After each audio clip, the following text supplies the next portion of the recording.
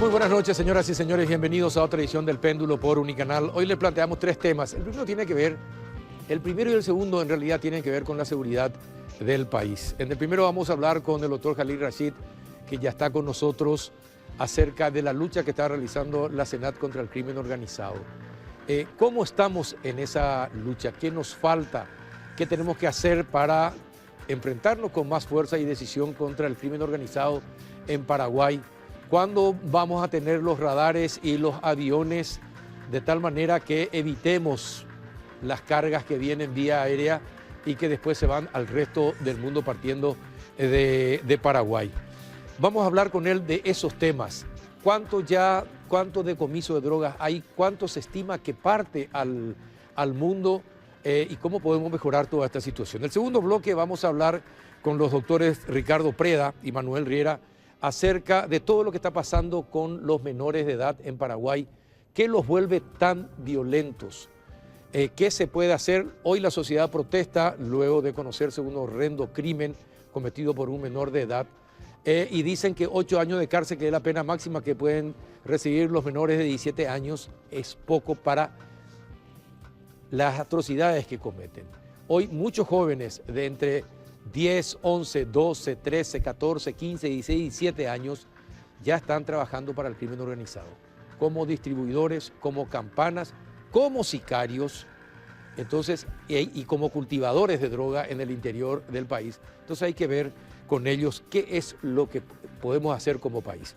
Y en el último bloque vamos a hablar del tema económico, de qué manera nos afecta la situación que se da en el mundo, la subida de aranceles, la suba del precio del petróleo, la baja, lo que pasa con la Unión Europea, que no acuerda con el Mercosur, en fin, qué tenemos que hacer, cómo tenemos que luchar como país, como región dentro del Mercosur contra el resto del mundo. Y de eso vamos a hablar con Alberto Acosta Garbarino, economista y presidente de DENDE, sobre este tema. Antes de comenzar el debate, les invito a compartir un rico café Lavazza, que es un café de alta gastronomía, que permite degustar un producto con aroma, cuerpo y sabor inconfundibles y presente en los mejores restaurantes, cafeterías y supermercados del país. Cafepar representa y distribuye Lavazza, el expreso italiano por excelencia. Pausa y ya estamos con el doctor Rashid. Aprovecha la promo Todoterreno con Bristol, la moto Buller TRL. Además incluye chapa gratis con los mejores precios del país y sin entrega inicial. El de motor 150 desde 30 cuotas de 429.000 guaraníes. Y el de motor 200 desde 30 cuotas de 489.000 guaraníes. Bristol, la mejor casa de electrodomésticos del país. Para tener un equilibrio ideal y un buen funcionamiento del organismo, ahora tenés a mano Mielaxan, el laxante que con una sola toma de sus cápsulas blandas no daña la mucosa gástrica y con acción comprobada. Mielaxan limpia y depura el organismo. Para tener un cuerpo saludable, comenzá con tu interior. Mielaxan, el laxante que funciona. Y el equilibrio volverá a tu cuerpo. Es de Laboratorios Galeno, de venta libre en farmacias. Si los síntomas persisten, consulte a su médico.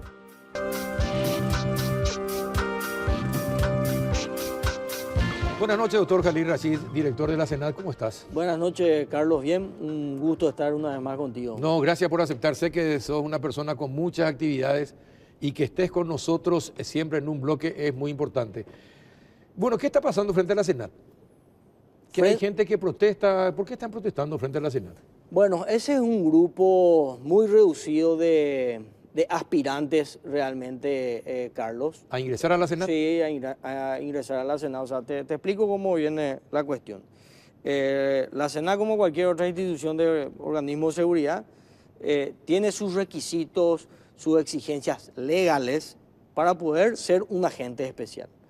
En resumidas cuentas, hay exámenes que se tienen que tomar, de todo, ¿verdad? Y por último está, que es el verdadero colador, el test psicotécnico, que es aquel examen o test que te dice, de acuerdo a tus aptitudes, a tus capacidades, si vos estás o no, o sos o no apto para una determinada función. En este caso, el de agente especial. O sea, imagínate, una función tan delicada como esa, y más ahora que nos pusimos muchísimo más exigentes en el ingreso de agentes especiales aspirantes. Yo formé parte, histórico, formé parte de las entrevistas a los aspirantes, y de las entrevistas ya ni siquiera... ¿Ya te das cuenta? Sí, sí. Entonces es un grupo que no está de acuerdo.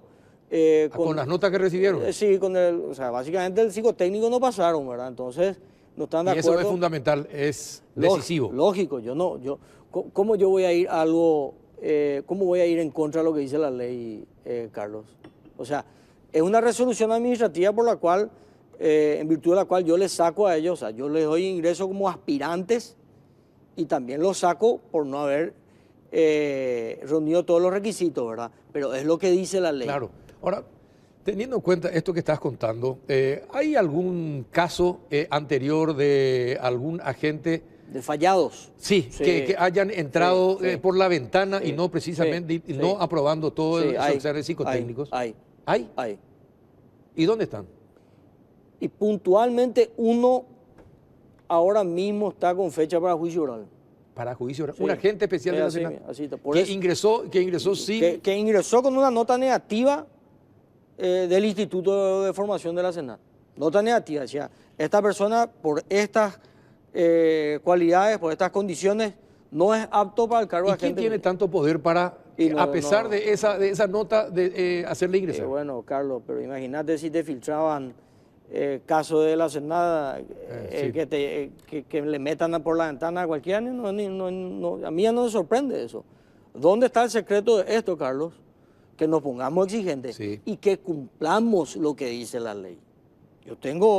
Ahora, a ver, doctor, ¿qué pasa si te llaman por teléfono los amigos de los que van a ingresar y te dicen, doctor Enio, nuestro correlí, nuestro afiliado, nuestro amigo, de cualquier partido, necesitamos que ingrese, necesita trabajo? ¿Qué haces? Porque me imagino que te van a llamar y te llaman. Y la verdad, Carlos, no tengo ni idea porque nunca recibí un solo llamado. Yo creo que la gente ya sabe cómo actúo yo y cómo soy yo ante ese tipo de cosas. Lo que pasa es que yo tengo un respaldo legal, Carlos. Claro. Yo tengo una ley que me dice, para ser agente especial, vos tenés que cumplir con A, B, C, D requisitos. Si vos no cumplís uno de estos, no puede ser. No puede ser agente. 1 más 1 es 2. Ahora, si no estás de acuerdo con mi acto administrativo, no te puedes manifestar todo lo que quieras, que a mí bala no me entra. Claro. Recurrí administrativamente, o sea, recurrí a andar a lo contencioso administrativo, pero con una manifestación exigiendo qué derecho. No sé. O sea, estamos hablando del cumplimiento estricto de ¿Y la cuántos ley. son los que protestan? Creo que son 10 o 15, no me acuerdo. 10 o 15. Sí. Ajá. 7 son los que ingresaron. Y el resto, los que no ingresaron, son los que están protestando. Quedaron fuera. Ajá. Pero Bien. algunos tienen, hasta los 30 años, pues te puedes postular, que para mí está mal, ¿verdad? Hasta los 30 años te puedes postular para agente especial, que es algo que vamos a modificar en la ley, porque 30 años me parece ya una edad un poco avanzada por el tipo de trabajo que se hace y el desgaste que recibe el agente especial por los trabajos que se realizan adentro. Entiendo. Ahora, doctor, ¿cuánto es el decomiso de droga que hizo la Senat, que hace la Senat? ¿Y cuánto es lo que estiman ustedes desde la Senat? Es lo que pasa porque Paraguay es un país de tránsito y lastimosamente ahora también de consumo ya de drogas. Pero ¿cuánto de lo que llega del exterior queda y se consume en Paraguay y cuánto vuelve a partir al mundo? ¿Hay algún dato o algún promedio que a ustedes les diga esto y tenemos que apretar más todavía la marcha? Bueno, yo te puedo decir dónde tenemos que apretar, Carlos. Sí te puedo decir que nosotros tenemos el pie encima del acelerador, no estamos sacando el pie del acelerador. Los números hablan por sí solos, ¿verdad? Vos me preguntaste qué más tenemos que hacer. Hoy en día estamos ya hablando, por suerte, y gracias al trabajo que estamos realizando de las estructuras criminales, han realizado una nueva reingeniería de la hoja de ruta al narcotráfico. ¿Por qué? Cuando en el 2019 se sacaba por agua a través de contenedores, Sí. 3.000 kilos. En el 2020, 6.000 kilos. Doblaron la apuesta Sí. porque salió, el negocio era rentable, era salía, propio, claro, salía. O sea, 2019, 2020. 2021, 32.000 kilos. Pero esos son los que se decomisaron en el exterior. En Europa, no. En Europa. Ahora, y los que no se decomisaron, ¿cuánto se estima? Lo que, bueno, y es un alto porcentaje. Es un alto porcentaje, Es un alto ¿verdad? porcentaje, pero fíjate que están cambiando. Entonces te cambio la pregunta. Mm. ¿Cuánto es lo que se decomisa entonces del total de lo que pasa por Paraguay? Y bueno, fíjate que hoy nosotros podemos decir que vía marítima, Carlos, ya no tenemos más incidentes. Siguen aterrizando aviones en Paraguay, Sí. desde luego que aterrizan, pero están utilizando ya otra hoja de ruta. Acá el cliente, por decirlo de alguna forma, fijo es Brasil. Claro. Brasil, Argentina, ¿verdad? Brasil y Argentina, Y claro. nosotros somos un trampolín para Sí, estos dos así países, mismo. porque Bolivia sola, a Bolivia sola no le da el cuero para abastecer el mercado de Brasil. De Brasil. Entonces, por eso es que hoy en día ya de Perú, Colombia. Bolivia, Colombia, Perú, Bolivia, pum, y hoy en día ya podemos hablar de Venezuela. ¿Por También. qué? Por la frontera, Con Perú, Brasil tiene algo así como 3.000 kilómetros de frontera, Carlos, en donde se planta hoja de coca. Lo mismo está ocurriendo en la frontera entre Venezuela y Brasil. Entonces, hay más competencia entre los otros países, ¿verdad? Y el mercado, o sea, la hoja de ruta, o sea, de la hoja de ruta yo te puedo decir que hubo una reestructuración en la estructura, en el crimen organizado, porque por agua está un poco más complicada la cosa. Acordate de la última incautación que tuvimos, 4.013 kilos en dulzura.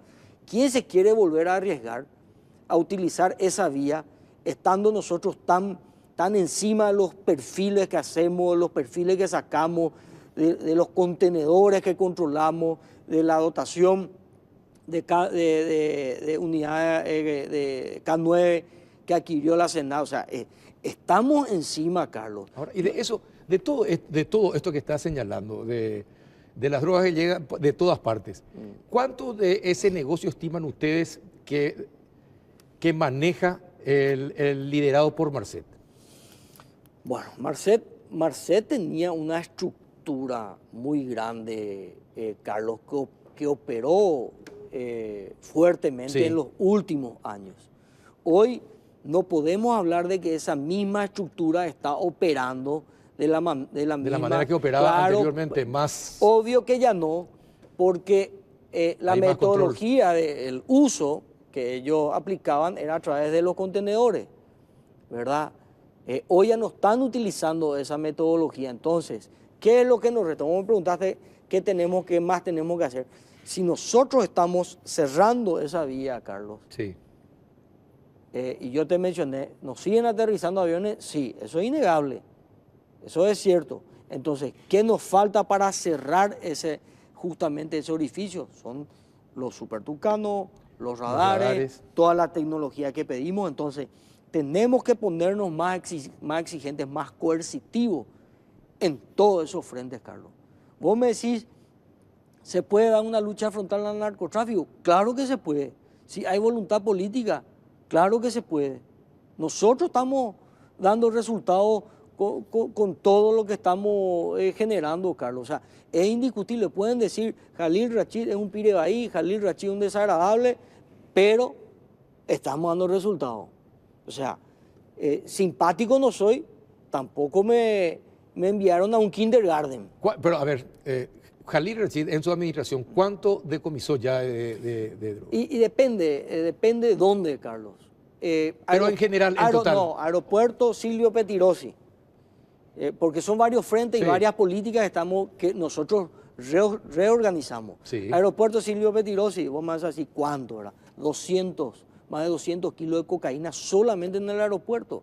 Eso te habla de un promedio de 10 kilos de intento de envío por mes. 10 kilos por 45.000 o 50.000 dólares, hacer la suma, ¿verdad? Y lo que ingresa, lo que están haciendo últimamente, pretenden hacer ingresar marihuana modificada genéticamente a Paraguay, una marihuana que tiene casi por ahí rozando el precio de la cocaína, del kilo de la cocaína, o sea, una marihuana muy fuerte donde su componente psicoactivo está modificado, ¿verdad? Eso es un ejemplo. Erradicación, que es lo que a nosotros realmente... Sí, es un trabajo que hacen en el campo. Claro, que hacemos en el campo. ¿Por qué? Porque nosotros somos productores número uno de marihuana. Y encima es una de las mejores marihuanas que se pueden producir en el mundo. El que te dice que la marihuana de Paraguay se quiere porque es barata y es fea, no es cierto. No es cierto, es porque es una de las mejores. Claro, porque haciendo más la siguiente comparación o analogía, si la soja que se planta en Canindeyú es buena y se va al extranjero, y es un producto que sale del suelo. La marihuana también es un producto que sale del suelo. Sí. O sea, estamos hablando de la potencialidad del suelo ya, Carlos, no de que es una porquería. Pero anteriormente se hablaba de un 10%. Es decir, lo que se decomisa es un 10% de lo que circula por Paraguay.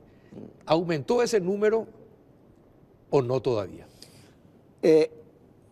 Mira, desde luego que o sea, no pasa simplemente por el decomiso, por la incautación, Carlos. ¿Qué pasa si yo te digo, en el 2025 Paraguay tuvo 0 kilos, o sea, la SENA tuvo 0 kilos de cocaína incautada en Paraguay? Y vos me vas a decir fracasaron. Es un fracaso, sí. ¿Por qué? ¿Qué pasa si a través de la lucha que te pongo como ejemplo, no te digo que esté ocurriendo, a través de la política que estamos desplegando, dejaron de ingresar los aviones al Paraguay, dejaron de utilizar al Paraguay como trampolín y se van a Brasil o sacan por Perú, que es lo que está ocurriendo? La cocaína se sigue yendo a Europa, Carlos, pero se va de Brasil, se va de Perú, se va de Panamá, Puerto Rico.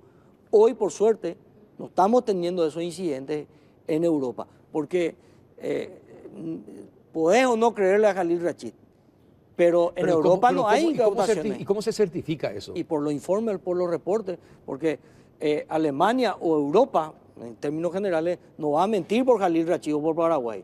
Ellos nos remiten a nosotros los reportes. Y hacen a conocer esos reportes. Pero está todo. Enviarnos nosotros publicamos. Te voy a pasar. Es importante eso. Sí, te voy a pasar. Son solamente de la gestión del presidente Santiago Peña y nosotros a cargo de la Senat, solamente 2 incidentes de envío de cocaína. Uno, que fue algo así como 3.600 kilos, que fue un trabajo en conjunto entre Policía Nacional y la Policía Española. Y el otro que fue aquella carga que alertamos que fue a Portugal. Nosotros dimos la alerta y sostuvimos que la carga fue contaminada en tránsito. Ahora, ¿y qué pasó? 14 toneladas de marihuana decomisadas de un centro de producción de Amambay. ¿Esto fue hoy? Sí, no, fueron 18.000 kilos, Carlos. ¿18 toneladas en total? 18, sí. 18.000 kilos, 18 toneladas, un campamento gigantesco en la zona de Amambay. Sí, de Bellavista Norte. Sí. Lo que pasa es que, Carlos, estamos en una temporada muy alta de producción y de cosecha de marihuana. El clima ayudó, las condiciones climáticas ayudaron, las lluvias, ¿verdad? Entonces, como te dije, es un producto que sale del suelo y eso permite que tengamos una altísima producción. Ahora se está desarrollando una alianza en la zona norte y llevamos radicado algo así como en 2 semanas ya 220 hectáreas. 220. ¿Y qué pasó en Roque Alonso esta tarde? ¿Qué hubo? Y un allanamiento contra el microtráfico. Ese es un tema también que merece todo un programa, el microtráfico. Sí. Lo que pasa lo siguiente, Carlos. ¿Qué es lo que nos ingresa a nosotros? Los residuos, los desechos, ¿verdad? Para lo que hacía el famoso clan Rotela o lo que hacen sus satélites, ¿verdad? La pasta base. Sí. Entonces, por eso que nosotros en los allanamientos que nosotros hacemos vas a encontrar los videos, las fotografías, las famosas piedras de la pasta base o los panes, ¿verdad?, de pasta base. ¿Qué es lo que se hace? Eso se tritura y casi milimétrico el tamaño ya de eso y se vende, no sé, 2 o 3 gramos ya por 2.000 guaraníes. Entonces es un problema serio. Sí. Que debe ser abordado de manera, dándole un enfoque de manera más integral. Por eso el plan Sumar, Carlos. Por eso está metido no solamente la SENAC, no solamente el Ministerio del Interior, la Policía, está metido el Ministerio de Salud, Senadico, a través de los bienes incautados, la División de Tratamiento Residencial, que es el centro de tratamiento que se habilitó a través dentro de ese plan Sumar, en fin. Es muy pesada, Carlos, la mochila que nos dejaron. Ahora, es complicado el tema del microtráfico, doctor, porque están usando a los niños para la distribución, a niños, niños y niñas, en los barrios más marginales. En los grandes centros importantes, también en discotecas, pubs y compañía, se distribuye. Estos niños después se convierten en bandas, ya se pelean por zonas en la ribera de Asunción. Se convierten en sicarios. Entonces estamos hablando de una población que en poco tiempo van a llegar a querer ocupar más espacio de poder dentro de sus estructuras organizativas, y eso puede concluir en alguna matanza, en alguna parte, en algún centro comercial, en cualquier lugar, doctor. Si ustedes intervienen, ellos te sacan sus armas, se hace un fuego cruzado, puede morir. Puede afectar a mucha gente. ¿Qué podemos hacer? Bueno, Carlos, es un problema grave, serio, y que debe ser abordado en los diversos aspectos. No nos confundamos y al pensar que solamente con la represión o con los allanamientos o echando las puertas o los trabajos que hace la SENAC vamos a combatir directamente al narcotráfico. Vos tenés 2 pilares principales en la lucha contra el narcotráfico dentro de lo que es la SENAC. Reducción de la oferta y reducción de la demanda. Uno es la parte represiva y el otro es la parte de prevención, de educación. ¿Qué es lo que hacemos desde SENAC y qué es lo que se tiene que hacer? Porque más que nada también pasa por una cuestión. En primer término, la familia. Sí. En segundo término, la educación, un problema cultural también, ¿verdad? Entonces, tenemos que nosotros como institución, como Estado realmente, empezar a enseñar, a educar y de paso formar a formadores. Esos conocimientos, esas prácticas tienen que multiplicarse, Carlos. Por eso que nosotros, nuestro funcionario de la Dirección de la Reducción de la Demanda, se pasan recorriendo el país, Carlos, en centros de educación, en colegios, en escuelas, en barrios, ahora, inculcando todo eso. Lo que pasa es que se romantiza incluso. El ser narco se romantiza. Ahora podés tener buenos autos, buenas motocicletas, buenos celulares, armas, chicas, es decir.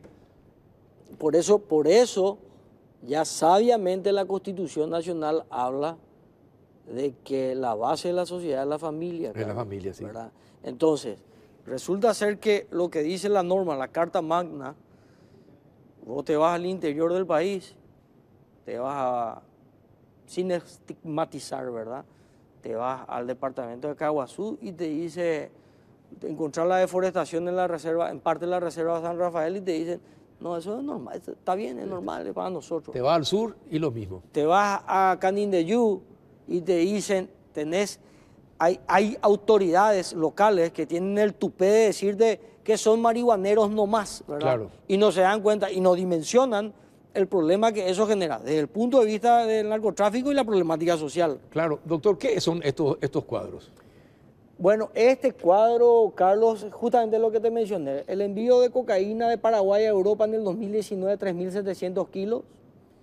En el 2020 eso aumentó a 6.100 kilos, si pueden pasar la siguiente lámina. Sí, pasar la siguiente lámina, por favor, Elías. Sí, 6.100 kilos, sí, correcto. El negocio era próspero, como te dije. Doblaron la apuesta. Le salió bien, de 3.000 pasaron a 6.000. Pasar el 2020.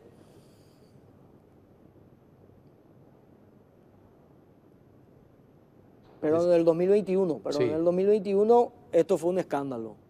Representábamos, Carlos, en cifras, el 10% de los envíos a Europa, de todos los envíos a Europa, éramos el 10%.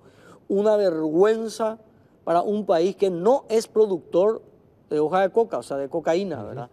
De 32.000 kilos. Y en comparación a la incautación acá eran mínimas, o sea, no, era algo inconcebible, ¿verdad? Entonces, como esto fue tan escandaloso, porque fue récord de incautación, récord de envío de Paraguay, 16.000 kilos, y récord de incautación en Alemania, Carlos, esos 16.000 kilos. O sea, entonces Europa, ¿qué hace? Refuerza sus controles y se reduce un poco. Nunca dejaron de enviar, siempre enviaron, solamente que quedó a casi 7.500 kilos.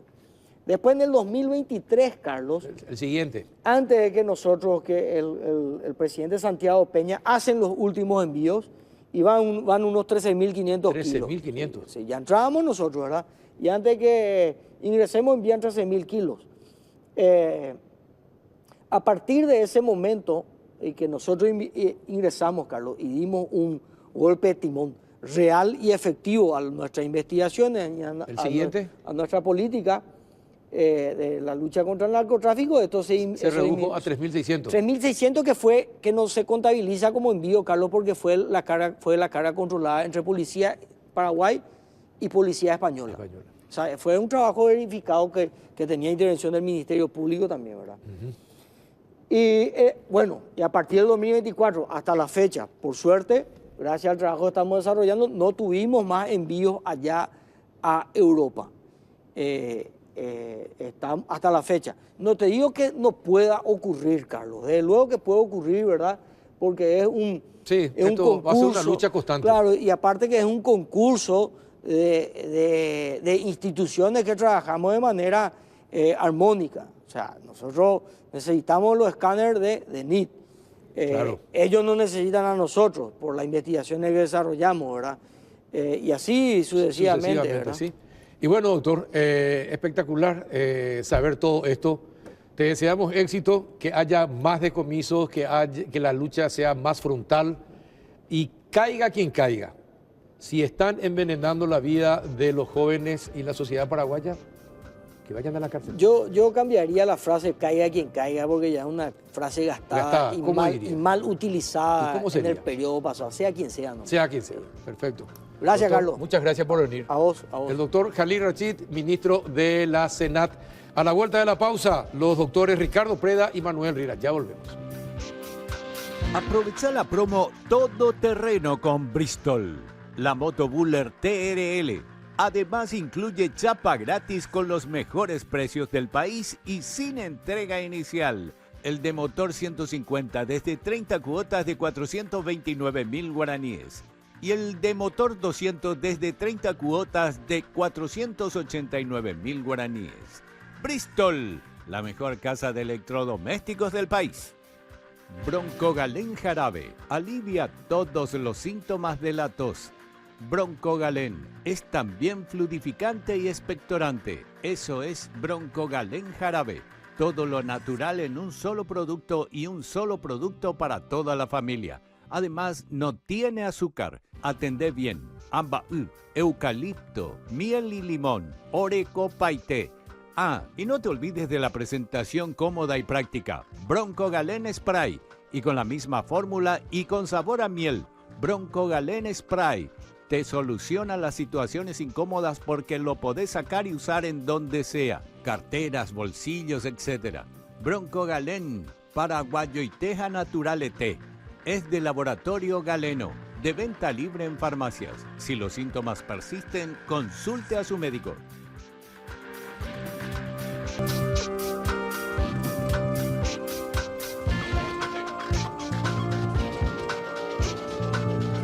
¿Qué tal, doctor Manuel Riera? ¿Cómo anda? Buenas noches. Hola, Carlos. Un gusto, como de vuelta, siempre estar acá contigo. Muchas gracias por venir. Ricardo. ¿Qué tal, doctor Ricardo Preda? ¿Cómo está? Buenas noches, Carlos. Un placer estar contigo, con Mane, y bueno, a la audiencia también un saludo.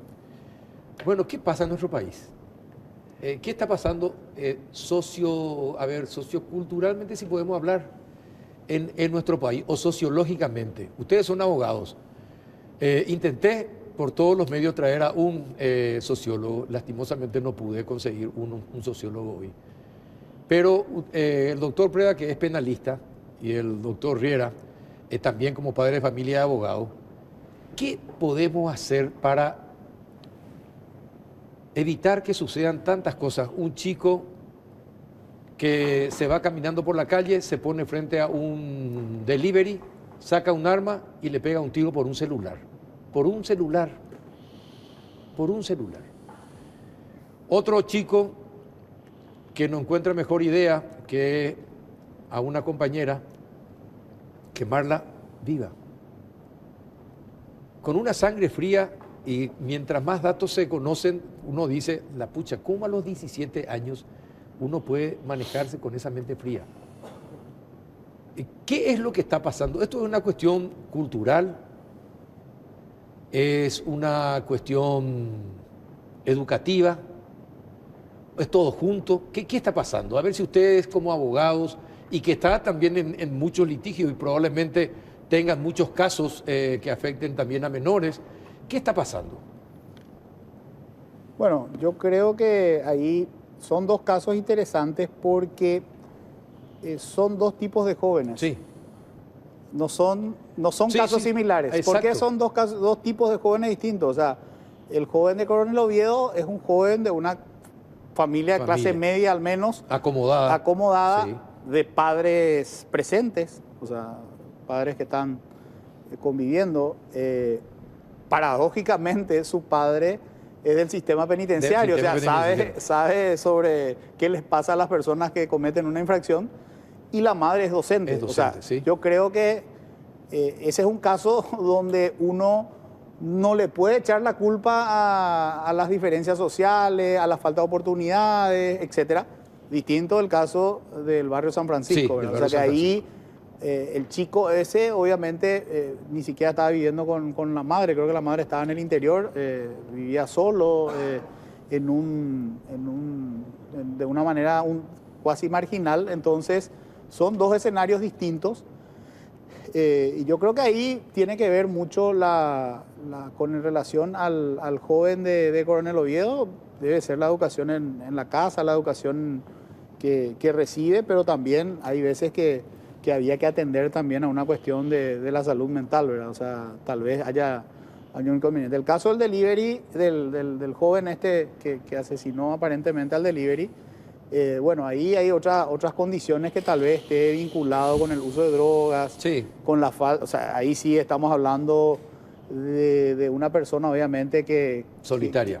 sí, y que finalmente no ha tenido oportunidades tal vez en la vida, así que son dos situaciones distintas. Si uno mediría lo que se denomina, en una medición de la pena, la conducta del joven de Coronel Oviedo es más grave. Es más grave. Que la conducta, no obviamente que ambos mataron, ¿verdad? O sea, en eso coincide El la fin gravedad. es el mismo. El crimen es el mismo, pero sí. analizando la conducta, obviamente a alguien que tuvo menos oportunidades de comportarse conforme a la ley, se llama eso reproche, es menor.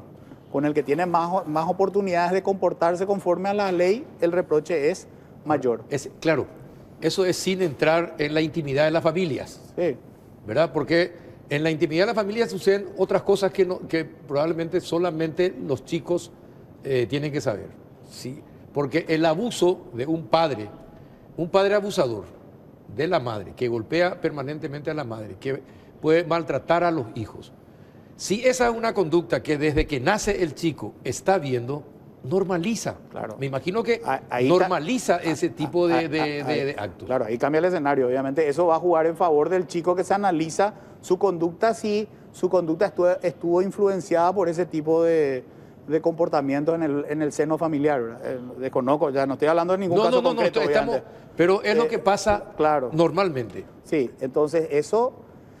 Pero yo creo también que hay algunas cuestiones que hacen mucho a la educación, y bueno, definitivamente esta es otra época donde los jóvenes, los chicos tienen acceso a otras informaciones que nosotros en su momento no lo teníamos. O sea, a ver, yo no recuerdo en la época de hace 20 o 30 años que sucedan cuestiones como esta. Sí, actos violentos, pero no de jóvenes de jóvenes de 17 años, sí. ¿verdad? O sea, y de la forma en que ocurrió. Yo estoy hablando de lo de Coronel Oviedo, Sí, o sea, sí, de que la fue forma, premeditado, pensado, y uno dice, ¿cómo se puede pensar a por esa mucho edad? tiempo, porque Sí. las comunicaciones que salieron a Sí. la luz son, creo que de abril, ¿verdad? O sea, Sí. era de hace un tiempo Sí, ya que venía. exactamente, planificado. ¿Y usted, doctor Riera, qué piensa?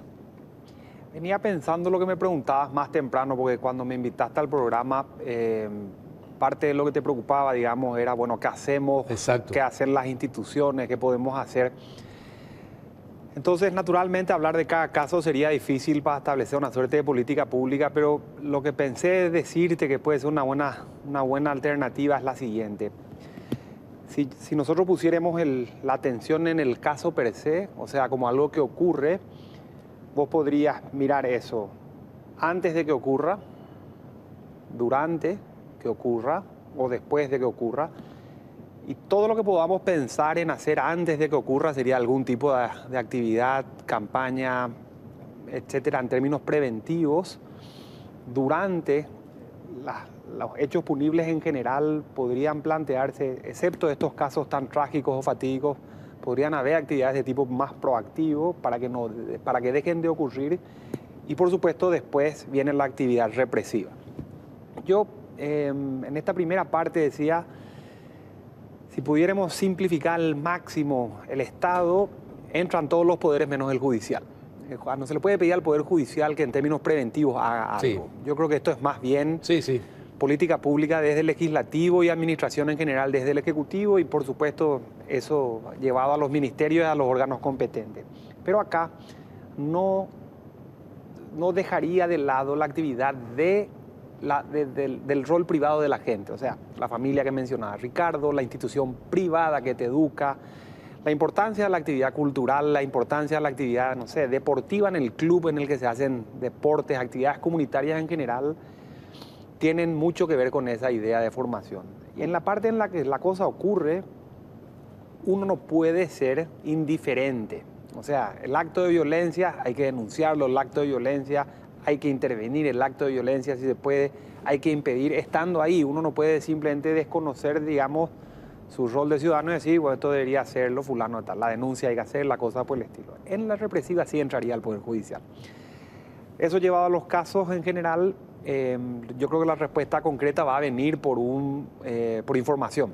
El Estado tiene que tener datos, Sí. tiene que tener estadísticas, tiene que tener procesamiento de esos datos y el derecho comparado te muestra miles de alternativas que puede ser desde la aplicación de tecnología hasta poner la luz en una plaza, como suele decir Robert Marcial, ¿verdad? Claro, hay una cuestión, doctor.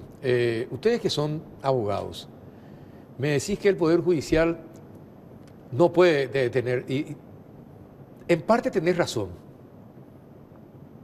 pero en parte no tenés razón. Y te voy a explicar por qué creo que no tenés. Esa es una opinión muy personal mía, me hago cargo de la opinión. Si vos tenés un Poder Judicial que no castiga a los delincuentes, porque tienen mucha plata, porque son políticos, porque son ricos, porque son parientes de jueces. Si vos tenés un Poder Judicial donde los propios jueces forman mafias, integran las mafias y no reciben sanción, ¿qué es lo que se está diciendo a la sociedad? Sé mafioso que que el Poder Judicial no te va a castigar no porque hay jueces bandidos. Sé mafioso porque no te van a castigar porque los fiscales van a salir a tu favor porque forman parte de la rosca. Entonces, me parece que también el Poder Judicial debe tener debe enseñar con sus fallos debe enseñar a la sociedad de que lo que se hace mal va a tener siempre una pena, una condena. Si no hay condena, me hago el churro y digo, voy a hacer lo de Marcet, que voy a aparecer inclusive haciendo entrevistas a televisión, siendo un prófugo y uno de los mayores narcotraficantes, líderes del crimen organizado en América del Sur. ¿Verdad? Y eso se reproduce y ¿qué hace? Parece romántico. Mira, un tipo exitoso, un bandido que sale en televisión y es capaz de decirle a los jueces tal cosa, es capaz de decirle a los países tal cosa. Entonces, me parece que de ese punto de vista el Poder Judicial puede enseñar también. Coincido con esta precisión. O sea, si se hace bien su trabajo represivo, a futuro eso termina siendo disuasivo para que deje de ocurrir. Exacto. Te lo doy, 100% te lo doy. Lo que sí diría es que este es un tema complejo que va a tener naturalmente el Estado en todas sus manifestaciones, en cada una de estas etapas, en una actuación, en una presencia. El rol ciudadano está ahí en la formación, en la educación, en la familia. Pero lo que yo estoy viendo es cómo está llevando el dueño del debate público la posible solución, está simplificando esto, Carlos. O sea, vamos a elevar las penas. Sí. No, Sí. Vamos a elevar las penas. ¿Con eso se soluciona algo o no? Exacto. Nada. Entonces, cuando un parlamentario habla así o cuando alguien al frente de una institución pública habla así, reduce, simplifica al absurdo un tema complejo. Esto no es la demostración de lo reactivo que somos como sociedad y como estructura. Porque si desde el Estado tenemos que estar reaccionando después de que ocurran las cosas, algo falla en la sociedad. Bueno, a ver, yo creo que el tema, la solución más fácil siempre es decir, vamos a subir las penas, porque eso es alzar la mano y contentarle a la gente que está indignada. Y claro, y decirle a la gente, hemos subido la pena de 10 a 20 años. La probabilidad que el joven de Coronel Oviedo haya leído primero el Código Penal para cometer el hecho es 0. 1 de 100. Cero, ninguna posibilidad no hay. Sí. Y el chico del barrio San Francisco, mucho menos. ¿verdad? Sí. Entonces, creer que alguien porque la pena es 8 o porque la pena es 20 va a cometer un hecho es falso. Nadie quiere estar ni un día en la cárcel. O sea, en realidad hay veces que los delitos se cometen. A ver, yo siempre digo esto. Yo no cometo un hecho punible contra el patrimonio o contra o de tráfico de drogas o de abuso sexual o de violación por una cuestión de convencimiento personal, no porque está en el Código Penal, por una cuestión ética personal. Ahora, un hecho punible contra la integridad física no lo cometo porque está en el Código Penal, porque mira que hay veces que uno quiere reaccionar físicamente, pero ahí en ese momento es la ley penal la que me persuade. Entonces, la ley penal tiene un efecto persuasivo, pero muy, muy reducido, por un lado. Y por otro lado, la persecución penal, que no es la ley penal en abstracto, la persecución penal es la efectiva posibilidad de condena. Eso sí puede tener un efecto persuasivo más alto que la norma penal. Y acá te digo la cuestión, en Europa los marcos penales son mucho más bajos que en países como los nuestros, pero hay mucho menor grado de criminalidad. ¿Por qué? Porque hay otras políticas de prevención, pero también la política de persecución penal te dice que, bueno, de cada 10 casos, 8 se resuelven. Entonces, la probabilidad que te condenen, aunque sea una pena baja, es muy alta. En un país como el nuestro, donde se resuelven tal vez un menos porcentaje de casos, y ahí viene la cuestión de lo que dice Mane, nosotros no tenemos estadísticas. O sea, nosotros creemos que juntar datos no sirve. Claro que sirve. Si yo tengo, por ejemplo, los datos de cuántos chicos de Política de Estado se forman entre en base a 16 datos. y 17 años han cometido hechos violentos, sería analizar realmente si hace falta subir las penas. Pues yo aclaro, yo soy un defensor de que la suba de penas no resuelve nada, pero si estadísticamente me muestran... Sí, es otra cosa. Ahí yo diría, mira, habría que evaluarlo. Es decir, si me dicen, hemos condenado tantos jóvenes pero no le hemos, por hechos graves a máximo 8 años, igual siguen habiendo casos, entonces diría, bueno, acá sí hay que evaluar una posibilidad de aumento de penas. Pero yo no te puedo hablar de eso porque acá no hay estadística, no hay datos, no hay... Y porque ahí también hay que identificar qué tipo de chicos y qué tipo de hechos están realizando. Por ejemplo, ¿te acuerdas las pirañitas? Sí. Bueno, las pirañitas eran incluso inimputables, es decir, menores a 14 años. Y ahí hay que ver, bueno, quiénes están utilizando este sistema y perseguir, no a las pirañitas, sino a quienes... Claro, porque nuestros... Están usándolos. Claro, eso tiene que quedarle en claro a la gente. No es que porque yo le utilizo a un niño de 13 años, que el niño es inimputable, yo voy a quedar impune. Si descubren eso, yo voy a ser castigado con el mismo marco penal que el autor. Entonces, no es que yo voy a quedar impune por utilizar niños. El niño sí va a ser impune y yo eso sí defiendo. Yo creo que la edad de imputabilidad en Paraguay, 14 años, está bien. O sea, menos que 14 años, castigarle penalmente no tendría mucho sentido y de hecho que está dentro de la media. O sea, nosotros tenemos en la región, Argentina tiene 16 años de... Sí, redujo hace poquito. A los 16 están queriendo reducir. 16 es la imputabilidad. En Brasil es 12, en Uruguay es 13, y el rango de 14 que nosotros tenemos es la media en Europa. En Estados Unidos, por ejemplo, federalmente es 11 años, y así, o sea, estaba en Paraguay, en el Código Penal anterior, era 10.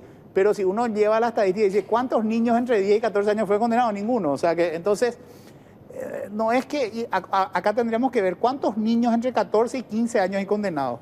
Te puedo asegurar que no va a haber ninguno, y si hay muy pocos. Pero entre 16 y 17 pueden haber más. Entonces, busquemos estadísticas.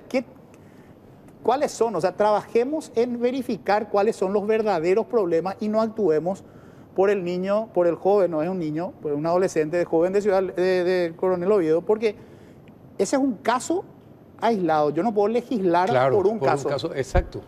Pero exacto. sí tendría que legislar si veo un patrón, ¿verdad? Es decir, y yo de verdad no te puedo decir en ningún sentido si los jóvenes entre 16 y 17 años, qué tipo de hechos punibles, pues yo no tengo ninguna, y creo que no hay ninguna estadística concreta de cuántos jóvenes de esa edad están condenados y por qué tipo de delito. Y acá, para terminar, un país como Alemania, por ejemplo, tiene el máximo posible para un joven entre 14 y 17 años es 10. El nuestro es 8. 8. Y Alemania tiene un marcos penales incluso más bajo para adultos que los nuestros, pero incluso para los jóvenes adultos, le dicen ellos, porque ellos, la justicia penal juvenil, extienden no solamente a los menores de edad, sino también a los mayores entre 18 y 21 años. Y entre los 18 y 21 años pueden llegar a 15 años. Vi que un legislador estableció que para los crímenes puede llegar a 15. Si hay una estadística que me demuestran que hay muchos jóvenes entre 16 y 17 años cometiendo homicidios, por ejemplo, sí, o abusos sexuales en niños, no es descabellado ese marco penal. O sea, no es descabellado. O sea, no es algo que yo te diría, no, esto es no es como la prisión perpetua que dijo uno. O sea, eso sí que no tiene ningún asidero legal ni constitucional. Pero subir la pena ahora mismo no tiene un obstáculo constitucional. Eso también hay que dejar en claro. O sea, si yo digo, vamos a subir ahora el máximo para los crímenes para los jóvenes a 15 años, no tiene un obstáculo, no hay una regla en la Constitución que dice no podés. No podés. Se puede. Y sigue siendo mucho menor que para un adulto. Entonces vos no le estás tratando al adulto igual que al joven. Lo que yo querría ver es que me lo justifiquen con datos. Con datos. Y me digan, hay muchos jóvenes entre 16 y 17 años condenados por homicidio, abuso sexual en niños, o sea, los crímenes más graves. Y bueno, no está surtiendo efecto, obviamente, ese mensaje. Entonces, ahí sí evaluaríamos subir el marco penal. Eso que dice Ricardo es clave, porque si nosotros decimos tenemos que subir solamente las penas, es como que el derecho es solamente un conjunto de normas respaldado por amenazas, ¿verdad? Entonces, mientras más amenazas, más cumplimiento a las normas. Pero yo me acuerdo perfectamente, yo soy de la época que, no sé, me iba a comprar onditas y compraba chicle en la despensa y yo no le robaba el chicle a doña Telvina porque conocía el Código Penal, era porque ella le conocía a mamá y yo conocía su zapatilla. Entonces, es difícil, digamos, disociar la idea de cumplimiento de factores de educación, de contexto, de comunidad, cosas por el estilo. O sea, tomarlo como complejo es clave. El planteamiento puramente punitivo se enfoca solo en lo represivo, deja fuera todo lo demás. Es un tema mucho más complejo. Hay gente acabadamente más preparada que yo para estos temas y te lo va a decir con datos. Yo creo que esos datos tienen que entrar en la discusión y después hay quizá discusiones que la gente no quiere tocar. Doy un ejemplo. Este caso del chico que asesinó la niña que estaba esperando un bebé, en cómo se presenta el caso, una de las motivaciones sería que no tenga el bebé o que ella se haya opuesto a abortar el bebé. Sí. Entonces, ¿por qué ese afán de insistir en un aborto respecto de la oposición a abortar? O sea, ¿qué hace que este chico piense así o esta nena piense así? Sobre el tema del aborto, un debate público en Paraguay yo no lo conozco, por lo menos a nivel social profundo. Es decir, esto se enseña, se debería hablar de estos asuntos, los chicos pueden hablar de estos asuntos, deberíamos meter esto en el currículum de los colegios, cosas como esa. Parecería ser un tabú, ¿cierto? Entonces es preferible matar la nena que hablar, quemar la nena que enfrentar. O sea, esto se puede abordar desde tantos lugares por su complejidad, que yo lo que te diría es que lo que estamos viendo hoy en la opinión pública es simplemente reducir al mínimo, a un nivel de absurdo, como que todo puede mejorar con la mera elevación de las penas, ¿verdad? Y eso yo creo que es, por supuesto, un error que no tiene respaldo fáctico y mucho menos estadístico ni nada por el estilo, ¿verdad? Yo también creo que en ese marco, siguiendo lo que dice Mane, yo creo que hay que enseñar a los jóvenes, y eso comienza por la familia, que a los 16 o 17 años, un embarazo no querido, que pasen tu foto desnudo porque le pasaste a alguien una foto, eso no es el fin de la vida, no. O sea, eso, ¿qué pasa? Cuando uno tiene 16, 17 años, se enfrenta con un conflicto, la primera vez que con un conflicto real en la vida y puede creer que ese es el fin. El fin de la vida. Sí. Y no estoy hablando ya acá de homicidio, estoy hablando ya de suicidio también, ¿verdad? Sí. O sea, que hubo casos de jóvenes ante un evento así, cree que eso al final de ahí no pasó nada, o sea, eso no es para tomar decisiones tan drásticas. Pero eso depende mucho también de lo que se conversa en la familia y la confianza que genera. Así, bueno, te agarras la primera vez que te emborrachaste y te quedaste ahí, o sea, por supuesto que vas a recibir un regaño, pero tenés que saber que eso no es el fin del mundo. El fin del mundo. Y eso es lo que yo creo que tenemos que instalar a los jóvenes, tanto en la familia como también en los centros de educación, o sea, el tema del embarazo es una cuestión que a mí siempre me llamó la atención desde muy joven, porque al haber crecido en el interior, yo jamás me fui a un colegio religioso, me iba a un colegio público, pero era muy común que en los colegios religiosos la primera que le echaban era la que se embarazaba, ¿verdad? Entonces había una contradicción entre no al aborto y... Sí, se nota. O sea que... Exactamente, bien. Esto es para hablarlo mucho más extendidamente. Lastimosamente este bloque no dura mucho. Les agradezco a ustedes que hayan estado. Es el principio, porque vamos a seguir hablando de estos temas. Pero me preocupa que seamos tan reactivos a todo lo que pasa en nuestra sociedad. Y bueno, esperemos mejorar. Entonces, doctor Preda, muchísimas gracias. Gracias. Doctor Riera, muchas gracias por estar una vez más con nosotros acá en El Péndulo.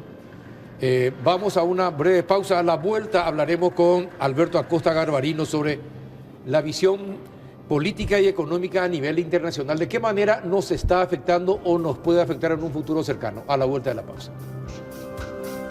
Llegado a cierta edad, los huesos frágiles son un problema. Por eso, Osteogalén, calcio, más vitamina D, ayuda a recuperar la falta de calcio y hace que tus huesos sean más fuertes.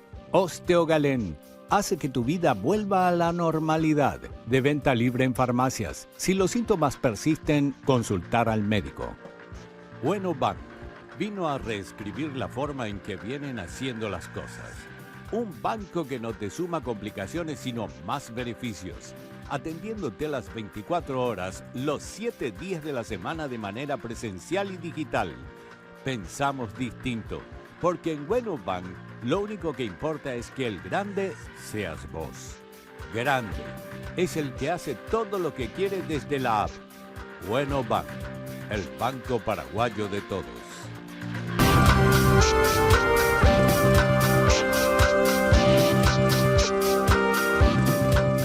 Muy bien, ya entramos en el último bloque y estamos en compañía del economista Alberto Acosta Garbarino. ¿Qué tal, Alberto? Buenas noches, ¿cómo anda? ¿Cómo estás, Carlos? Bien. Un placer estar contigo para conversar de la situación económica y política. Bueno, Dende hizo una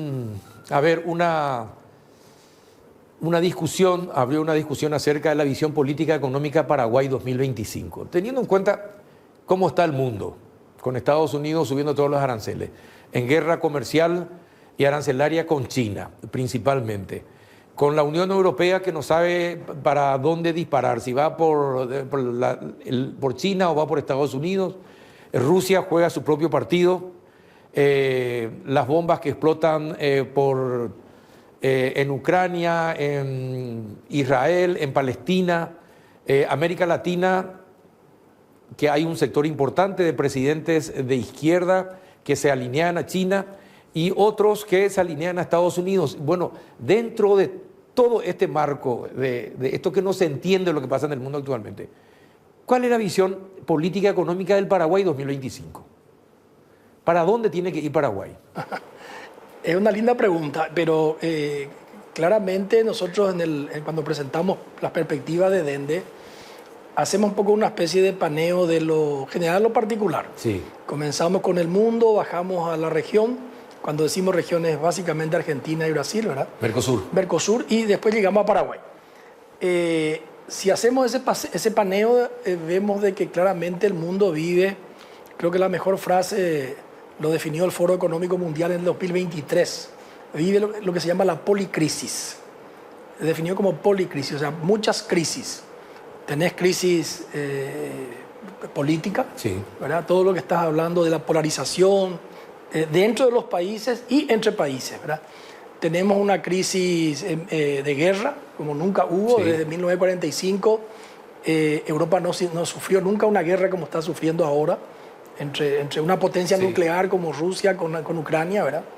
Tenemos una crisis climática que claramente golpea al mundo cada vez con más fuerza. Tenemos una crisis también de polarización, ¿verdad? Realmente, y cada vez es mayor esta polarización entre países y dentro de los países también, ¿verdad? Entonces, es una suma de situaciones que hace bastante complejo todo el escenario internacional. Pero mirando un poquito así, con una visión de más largo plazo, claramente se ve que hay como un reorden, o sea, un orden mundial se desplomó, se está desplomando y el orden mundial que... Se va a conformar otro nuevo. Se va a conformar un nuevo orden. Sí. Por eso es tanta confusión, ¿verdad? El orden mundial que lo creó Estados Unidos después de la Guerra Mundial, de la Segunda Guerra Mundial, en el 45, era un orden mundial básicamente basado en reglas, en instituciones. Ellos crearon Naciones Unidas para proteger la paz, que no haya nunca más una guerra mundial como la que hubo. Crearon el Fondo Monetario para la estabilidad monetaria de los países. Crearon el Banco Mundial para todo lo que es la reconstrucción después de la guerra y el fomento para el desarrollo. Crearon el GATT primero, la OMC para el libre comercio. O sea, se crearon instituciones y reglas. ¿Y por qué patean el tablero de repente? Ya venía pateándose el tablero, ¿verdad? Porque ese orden se hizo a imagen y semejanza de Estados Unidos. Estados Unidos tenía el control de Naciones Unidas, en el Consejo de Seguridad, en el Fondo Monetario tenía también la mayor Política y participación. económicamente manejaba el mundo. Manejaba el mundo. Y eso fue cambiando, sobre todo en los últimos 20 años, con el ascenso de China principalmente. China hoy desafía ese orden. Y ya no solamente China y Rusia y Brasil, varios países dicen que ese orden ya no es Y comienzan válido. los países árabes también. También los países árabes, los países que perdieron la guerra, Alemania y Japón, que no figuran en ese orden, hoy son potencias económicas, ¿verdad? Entonces, realmente ese orden ya estaba cayéndose a pedazos, ¿verdad? Este ascenso de China claramente le empuja esa caída, porque China, además de ser una potencia económica, igual que Rusia, son potencias, se llama revisionistas, ¿verdad? Quieren revisar el orden, no es que quieren ocupar nomás el espacio, quieren hacer un nuevo orden, ¿verdad? Entonces, esa es la disputa que hay. Y muchos dicen de que hay todo un estudio hecho sobre el tema de que los grandes conflictos mundiales siempre se dan cuando hay una potencia emergente que quiere desafiar al dominante, ¿verdad? Entonces, estamos en ese momento, ¿verdad? Y a nosotros nos agarra en América Latina bastante complicado el tema, porque por un lado Tampoco América en América Latina no hay uniformidad. no hay uniformidad, y por otro lado primero hay que separar a América Latina del sur de Panamá al norte de Panamá. El sur de Panamá, que somos nosotros, somos muy dependientes económicamente de China en este momento, ¿verdad?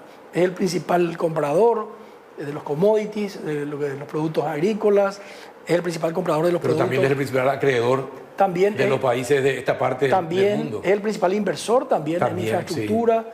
Entonces, hoy la relación económica es con China mucho más, para América del Sur, mucho más importante que Estados Unidos. Pero estamos dentro de la órbita del dólar, estamos dentro de la órbita de Estados Unidos. Recordemos la doctrina de Monroe, América para los americanos. Entonces, va a ser un periodo muy complicado, porque por un lado tenemos que intentar estar bien. Lo ideal es estar bien con todo y no meternos en la pelea En portugués se dice briga de cachorro grande, Sí. pelea de perro grande. perro ¿verdad? grande, sí. No meternos, si vos sos un perro chiquitito, un pequiné, no te pelees, no te metas en la pelea de los... Eso es lo ideal, pero no siempre es fácil esa neutralidad, ¿verdad? Algunos países lo están consiguiendo de alguna manera. Uruguay es uno de ellos que siempre navega en ese medio, ¿verdad? Tiene la habilidad como decía el senador Abreu, hay que saber jugar de chico. El chico tiene que saber jugar de chico. Ahora, pero hay un problema con todos los países que de alguna manera tuvieron un relacionamiento económico con China. Después terminan con su manufactura fundida. Porque China después le mete todo lo que tienen y le fijan los precios de los productos que anteriormente cada país fijaba, le fijan los precios. Entonces, ¿hasta dónde es positivo comerciar así con una potencia como China? Y bueno, Que termina fundiéndote tu manufactura, tu industria. bueno, este tema siempre, esto viene de la época de hace más de 100, 200 años, que siempre se hablaba de que justamente contra ese esquema, en la época ya por la década también del 45, 50, se creó la CEPAL, Sí. el Consejo Empresarial para América Latina, y ellos decían, el problema de nuestros países periféricos, somos país periférico, ¿verdad? En la economía mundial somos la periferia, es que nos pusieron a ser proveedores de materia prima, Sí. ¿verdad? Nosotros vendemos materia prima y traemos productos industrializados sí. de los países desarrollados. Y lo que decían la CEPAL en esa época es que si uno mira en el tiempo, hay un deterioro en los términos de intercambio. Yo tengo que vender cada vez más algodón para traer una camisa, ¿verdad? Así mismo. Entonces, la solución es industrializarse. Esa es la solución. Pero los países desarrollados quieren que estén allá las industrias, ¿verdad? Ahora China aparece como el nuevo país. Exacto. Antes era también un país periférico, ¿verdad? China.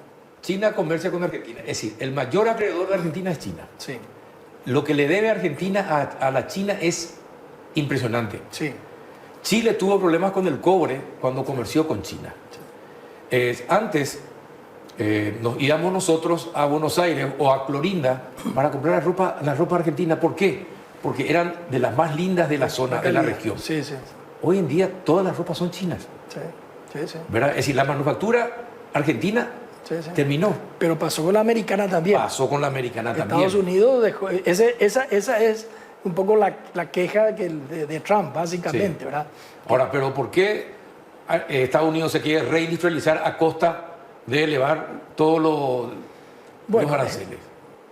En ese sentido tenemos que entender que Estados Unidos realmente siempre fue un país muy proteccionista, muy proteccionista. Fíjate que cuando termina su presidencia, el primer presidente de Washington, George Washington, le hace un discurso a la nación, diríamos, diciéndole básicamente, no nos metamos en los... Porque siempre Europa fue el centro del mundo, ¿verdad? Pero también era el centro de los conflictos. Ahí estaban las peleas entre los alemanes, los franceses, los ingleses. Todas las guerras eran en Europa, básicamente. Entonces, lo que le dice Washington al pueblo americano, no nos metamos en los conflictos de Europa. Que se arregle Europa vamos a hacer negocio con todo el mundo, pero no meternos en los problemas. O sea, la visión que había en Estados Unidos era de aislacionismo. Estados Unidos es casi una isla, ¿verdad? Pues tiene el Atlántico a un lado, tiene el Pacífico y tiene al norte y sur a dos países que no le amenazan, ¿verdad? Entonces...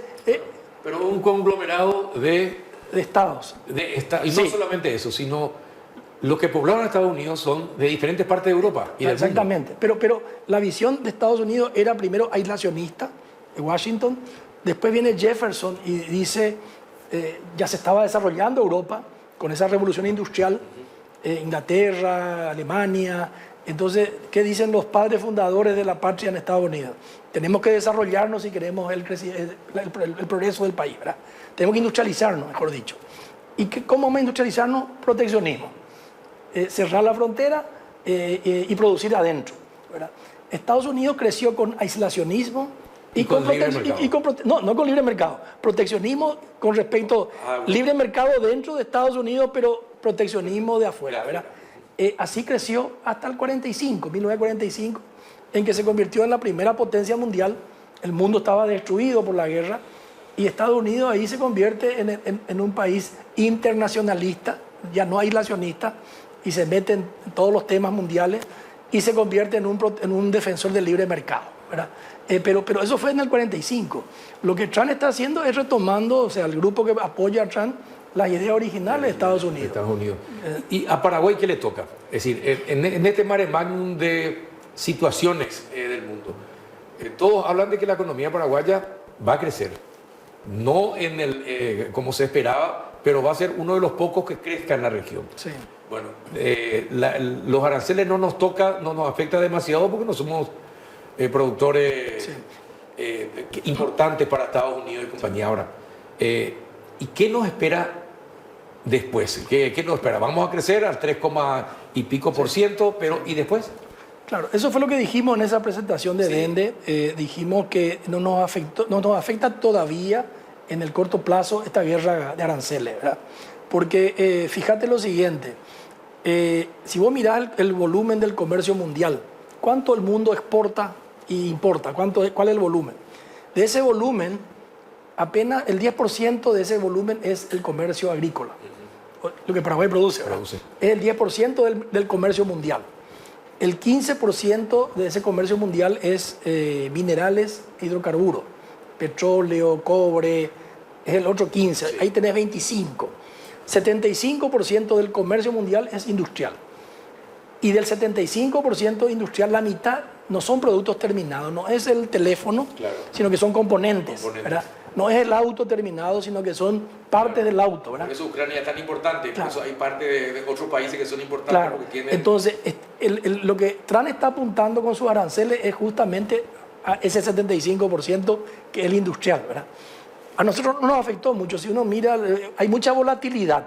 Hay mucha volatilidad en los precios de los commodities. Ahora surgió una nueva frase, un nuevo acrónimo se llama, que le están diciendo a Trump y que le molesta mucho a Trump. Ese acrónimo lo puso Wall Street. O sea, le dicen en inglés taco, como el taco mexicano. Taco mexicano. Pero es una sigla la T es de Trump. La A de always, siempre. Chicken out, o sea, Trump siempre se acobarda. O sea, Trump pone un arancel fuerte y después retrocede. Entonces, es lo que está pasando. Lo que está pasando, ¿verdad? Pone una cosa fuerte. Llega a 200 y algo de aranceles para China.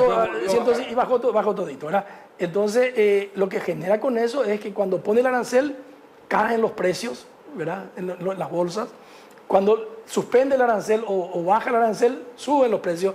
Hay mucha volatilidad. Pero si vos mirás, el precio de la soja no varió mucho. Está en 370, 380 dólares a tonelada.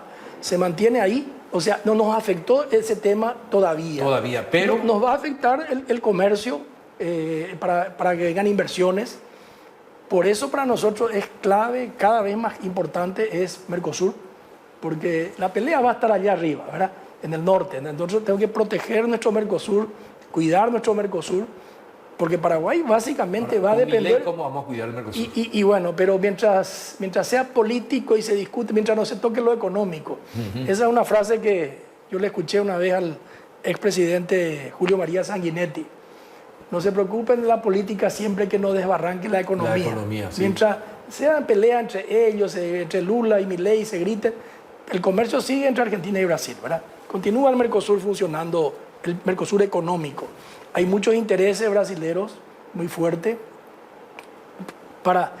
Hay una frase que usa Itamaraty con Argentina, que se llama paciencia estratégica. O sea, hay que tener paciencia con Argentina porque es demasiado importante el mercado argentino para los brasileños, ¿verdad? La industria, Brasil exporta básicamente al mundo soja y carne, ¿verdad? Commodity. Al país que le exporta productos industriales es Argentina. Entonces, el sector industrial brasilero cuida mucho que no se rompan las cosas con Argentina. Pero Milei tiene otra particularidad. Quiere parecerse a Trump. Sí. ¿Verdad? Y ahora está... Pero es un pequeño al lado de un Doberman. Exactamente. Así mismo, ¿verdad? De todas formas, nosotros somos todavía más chiquititos que el pequeño. Sí. ¿Verdad? Pero, y esta política, por ejemplo, de la asistencia médica a los paraguayos, a los extranjeros, no solamente a los paraguayos, a todos los extranjeros, ¿de qué manera nos puede afectar? Esto puede hacer que muchos paraguayos que viven en Argentina, que van a tener que regularizar toda su situación, vuelvan. ¿Estamos nosotros en condiciones de absorber toda esa gente que está, porque esto va a significar casa, mayor electricidad, mayor consumo de agua, mayores bienes que tienen que comprarse, etcétera? ¿Estamos en condiciones nosotros de afrontar la llegada de tantos paraguayos que fueron a la Argentina y que vengan a tratar de usar los servicios de salud de Paraguay, si el servicio de salud de Paraguay está muy lejos? Hoy ya es un desastre. Exacto. Entonces, yo soy muy crítico y escribí varios artículos, Carlos, sobre esta política exterior paraguaya. Yo estoy en contra de esta política, alineado totalmente con uno de los sectores, ¿verdad? Alineado con Estados Unidos, alineado en forma, yo te diría, incondicional, ¿verdad? Una cosa que yo creo que puede ser que naturalmente estemos más alineados con Estados Unidos que con China, ¿verdad? Pero ya otra cosa es alinearte en forma incondicional, ¿verdad? Por poner un ejemplo, en Naciones Unidas, fíjate un poquito, en el Consejo de Seguridad, presidido por Brasil presidía el Consejo de Seguridad, se presenta una resolución pidiendo una tregua humanitaria en Gaza. Sí. ¿Verdad?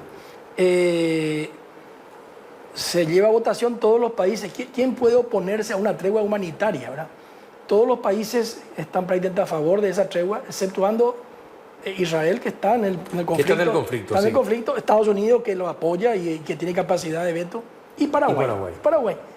Paraguay, eso me dijeron varios amigos ex cancilleres, me dicen, tendría que haberse abstenido nomás Paraguay, no tiene por qué votar en contra de la resolución. O a favor, claro. A favor, se abstiene y punto, ¿verdad? No tenemos que jugar de esa manera, y eso generó un malestar muy grande con Brasil, ¿verdad? Generó que Brasil fue el que estaba impulsando el tema, ¿verdad? Después nos hicieron pagar con el tema de la OEA, ¿verdad? Nos hicieron pagar con la OEA, ahora se complica lo de Itaipú, ¿verdad? Entonces, estamos alineándonos con alguien que tiene problemas con toda América Latina. El gobierno de Trump tiene problemas con gran parte de América Latina. Entonces, nosotros no tenemos por qué alinearnos incondicionalmente. Tenemos que... es un aliado, lo que nos conviene. Lo que nos conviene. Lo que sea práctico y cuando beneficioso para el podemos país. mantenernos independientes, neutrales en un tema, nos mantenemos, ¿verdad? Hoy tenemos problemas con Brasil, problemas importantes con Brasil. Tenemos también problemas con el mundo árabe. Esta posición nuestra nos crea un problema con el mundo árabe, ¿verdad? Israel es importante, ¿verdad? Pero de vuelta, el chico tiene que saber jugar de chico y evitar esos alineamientos incondicionales. Esa es un poco la posición que yo vengo sosteniendo. Nosotros somos muy dependientes acá del Mercosur y tenemos una ubicación eterna. Vamos a estar siempre acá ubicados. Y vamos a depender, para poder desarrollarnos, de Brasil y de Argentina, ¿verdad? Claro. Entonces, 2025 vamos a crecer. Sí. Pero las complicaciones podrían venir en 2026, 2027. Sí, va a haber más complicaciones. Nosotros vamos a seguir creciendo. Yo creo que Paraguay va a seguir creciendo porque así como hay policrisis, también hay polioportunidades, como dice un exministro brasilero llamado de apellido Troijo, ¿verdad? Sí. Polioportunidades. ¿Cuál es la oportunidad más grande que tiene Paraguay, al igual que parte del Mercosur? Es que la población mundial va a seguir creciendo. Nosotros pasamos de 1.000 millones de habitantes en 1900 a 3.000 en 1950, a 6.000 en el 2000. Hoy estamos en 7.600 millones y el pronóstico, la proyección para el 2050 es de casi 9.000 y casi 10.000 millones. Van a haber 2.000 millones más de personas que en el mundo en los próximos 25 años. Sí, y en septiembre, y eso tiene que comer. Y en septiembre del año pasado, Sí. del 2024, se juntaron la cantidad de comida que produce el mundo para la cantidad de habitantes que tenía el mundo en septiembre del 2024. A partir del primer nacimiento ya empieza a escasear, va a escasear la comida. Sí. Y entonces la próxima guerra sería por comida. Pero nosotros estamos en ese sentido en una oportunidad, porque Paraguay, igual que Brasil y Argentina, somos grandes productores de alimentos. Entonces, dentro de estas crisis de guerra y compañía, nosotros tenemos lo que el mundo va a necesitar, que es alimento. En segundo lugar, tenemos algo que también es muy importante, que fue muy malo, ahora puede ser muy bueno. Muy malo porque nosotros estamos lejos del centro del mundo. el 80-90% del comercio mundial es del hemisferio norte. El hemisferio sur no existe prácticamente, ¿verdad? Recuerdo que una vez leyéndole a Kissinger decía él que la historia del mundial es en el hemisferio norte, no existe el hemisferio sur, ¿verdad? Nosotros estamos lejos y olvidados, ¿verdad? Por eso hay esa famosa frase, el sur también existe, ¿verdad? Exacto. Bueno, pero hoy es bueno estar lejos. Ante todos estos conflictos mundiales, yo ayer le estaba escuchando, leyéndole hace unos días a la gente de unos periodistas españoles, donde decían básicamente que este ataque que hizo Ucrania a Rusia, con los drones que metieron, va a haber una respuesta rusa fuerte, ¿verdad? Y Europa está empujándole a Ucrania a que siga la guerra, ¿verdad?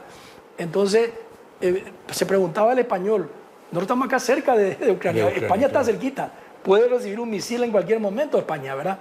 Entonces, Europa está cerca del problema, nosotros estamos lejos del problema, ¿verdad? En ese sentido, es una zona de paz, acá no hay guerras, no hay armas nucleares, ¿verdad? Esa es una oportunidad que yo creo que hay que saber aprovechar. Va a haber mucha gente que va a migrar, no sé si mucha, pero va a haber gente que va a migrar para alejarse de la zona de conflicto, ¿verdad? Venir a buscar mejor tranquilidad en América del Sur, ¿verdad? Alberto, como economista, cuando hablas con tus pares de todo el mundo, con otros economistas de todo el mundo, a la gente del péndulo que está mirando el péndulo en este momento, ¿qué es lo que más le importa a un inversionista de un país cuando va a pensar en meter su plata en ese país? ¿Qué es lo que más quiere asegurarse un inversionista? Yo siempre procuro separar, por eso, porque hay muchas veces confusión hay dos tipos de inversión, ¿verdad? Está la inversión financiera, que es yo te presto plata, compro tu bono, ¿verdad? Donde claramente el elemento principal ahí sí entra la calificación de riesgo, que el Paraguay sea un país ordenado, que tenga reservas adecuadas, que no se endeude demasiado. Todo ese orden macroeconómico que tenemos es el elemento principal para la inversión extranjera financiera. Y para ahora, la inversión extranjera directa no viene tanto por ese tipo de cosas, viene principalmente, y hay un cuadro, ya que hablé de CEPAL, hay un cuadro interesante, a dónde va la inversión extranjera directa. Fíjate que yo tengo la cifra del 2023 de América del Sur. Brasil recibió 90 y pico mil millones, Chile recibió como cerca de 20 mil, México también está cerca de Brasil, Argentina, era la época de Alberto Fernández, la época recibió casi 15 mil millones, ¿verdad? Y así fue bajando, Uruguay recibió 9 mil, Paraguay recibió 400, 500 millones, ¿verdad? Uruguay 9 mil. No es atractivo. No. Pero uno dice, ¿pero por qué? Uno dice, ¿cómo se va? ¿Por qué se va a la Argentina que estaba Fernández y había? Exacto. Bueno, la inversión extranjera va por diferentes 3-4 motivos. Primero va donde está el mercado. O sea, si yo tengo una fábrica de zapatos, me voy a ir donde haya gente que compre zapatos. Claro. Entonces, si vos mirás a dónde va la inversión extranjera directa, va a los grandes mercados. Se va a Estados Unidos, ¿verdad? Estados Unidos es el principal receptor de inversión extranjera directa. Se va a China, se va a Europa. Y acá en América Latina se va a Brasil y a México. Y en segundo lugar a México, Argentina, Chile. Paraguay es un mercado muy pequeño. Por ese motivo, puede venir si va a acceder a Brasil, ¿verdad? Claro. O si de aquí va a acceder a un mercado grande, ¿verdad? Por eso que para nosotros es clave Mercosur. La inversión viene para acceder a mercado en primer lugar. O viene donde hay materia prima, ¿verdad? Yo suelo poner siempre el ejemplo, una empresa petrolera va a invertir en Arabia, en los países árabes, aunque estén en guerra. Exacto, porque está el petróleo ahí, ¿verdad? Claro. Si vos querés invertir en el cobre, tenés que irte a Chile, a Perú, ¿verdad? Así mismo. Porque ahí está la materia prima. Entonces, Paraguay va a recibir inversión siempre vinculado principalmente al tema agropecuario, porque esa es nuestra principal ventaja, y va a recibir inversiones que puedan acceder al mercado principalmente de Brasil. Va a venir a instalarse acá, mercado muy pequeño, pero por eso para nosotros Mercosur es fundamental.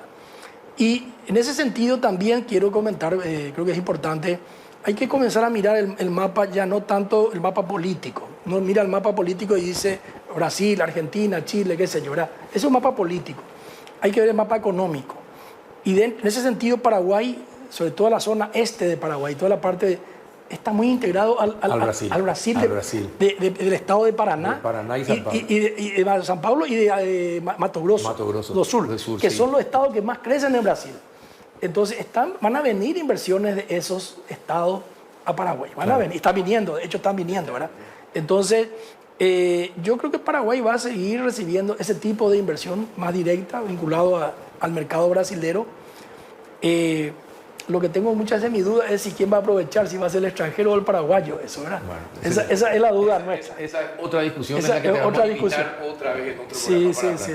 Alberto, muchísimas gracias por haber venido. Gracias por la Aprendimos invitación. muchísimo contigo. Gracias por la ilustración para entender lo que pasa en el mundo, lo que pasa en América y cuál debe ser el papel de Paraguay en un futuro cercano. Muchísimas gracias por Carlos. estar con nosotros. Gracias por la invitación. Alberto Acosta Garbarino. Y bien, así llegamos al final de otra edición del Péndulo. Muchísimas gracias por la compañía. Nos reencontramos el próximo miércoles.